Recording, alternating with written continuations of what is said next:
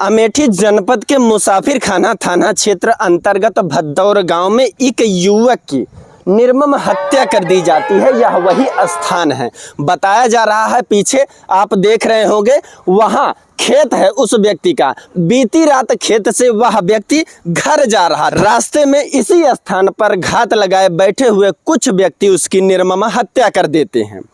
हत्या का आरोप उसी के भाई पर लग रहा है।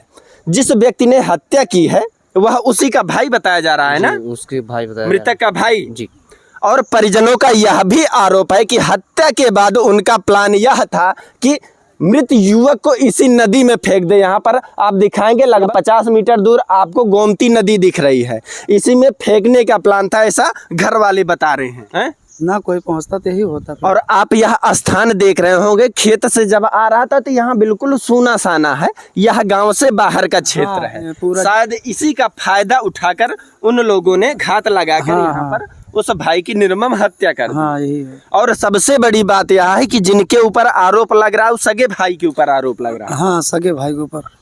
इस वीडियो को इतना ज्यादा शेयर कीजिए ताकि उस व्यक्ति को न्याय मिल सके। उसकी 5 बेटियां हैं ना? हाँ, 5 बेटी, 5 बेटी और 1 बेटा। सोचिए अब उन बच्चों का क्या होगा, उन बच्चे के भविष्य का क्या होगा। जिस व्यक्ति की मृत्यु, उनका नाम रामकरण बताया जा रहा है। रामकरण, हाँ, रामकरण।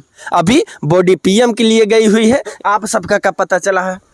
सारा वे गांव में जब इनका भाई लोग ने बात की है वहाँ से फोन से कि गाड़ी फलानी जगह रुक गई है, तो यहाँ घर वाले आए उनके भाग के। मतलब वह खेत मोटरसाइकिल से आए थे, जब वापस लौट रहे थे तो यहाँ मोटरसाइकिल की लाइट बुझ गई। तब कुछ लोगों को, चूंकि यह जमीनी पुराना विवाद चल रहा है, तो कुछ लोगों को संदेह हुआ। उनके भाई को ही शंका हुआ कि हमारी गाड़ी की लाइट बंद हो गई, इसका मतलब कि यहाँ गाड़ी का तेल खत्म हुआ और यहाँ गाड़ी हमारी रोकी गई है।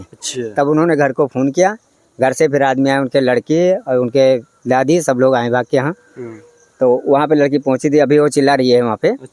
वो बता रहे थे कि मैं महुआ की तरह पहुंची थी, जब तक यहाँ मार के चल दी। और सबसे बड़ी बात है, हत्या के कुछ मिनट पहले ही 100 नंबर पुलिस आई थी। हाँ, कुछ देर बाद आई है? जी सर। उसके बाद यह घटना हुई। वो तो लड़की वहाँ आ गई, वहाँ से देखी ना, जब जाके यहाँ ये लोग छोड़ के भागे। और सगे भाई के ऊपर आरोप लग रहा है। बताइए, मतलब उसने तनिक यह भी नहीं सोचा कि यहाँ सगे भाई हैं, सगे भतीजे हैं। सगे भतीजे हैं, एक ही हैं, वो एक ही दूध पीने वाले हैं सब। बताइए, एक ही माई बाप सकते हैं? एक ही माई बाप के हैं भाई ये। अच्छा, पहले मतलब सुलह कराने की कोशिश नहीं की गई? करी गई रही, बहुत दाई प्रधान लोग सब लोग जुटे थे, सुलह भी करवा रहे थे, हिस्सा से भी बांट रहे थे। लेकिन ये लोग जो मारे हैं ना, ये ईमानदारी नहीं किए। और ये जगह वहाँ बैनामा लिखाए हुए है ना, उन्हीं के बड़े भाई का हिस्सा बैनामा लिखा रखा है, उसी की विवाद इनकी चल रही है। तो ये जिसको मार दिए, ये यही बताया कि भैया 1 लाठा वहाँ हमसे बढ़ा के ले लीजिए और घर को बांट लीजिए, घर में भी अगर चाहिए तो आप 1 लाठा बढ़ा लीजिए।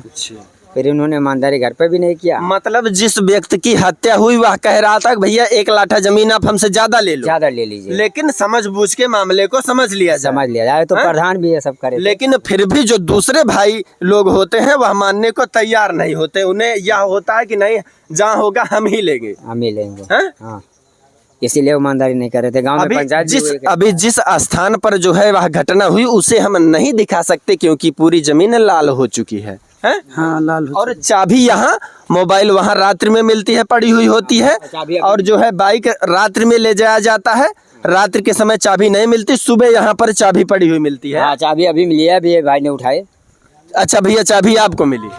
देख रहे तो वहाँ चाबी पड़ी थी, भैया तो उठा के। क्योंकि जब यह इस प्रकार से घटना हुई है तो गांव के सभी लोग इकट्ठा हुए हैं, सभी लोग देखने आ रहे हैं आखिर घटना कैसे और कहां और क्यों हुई है।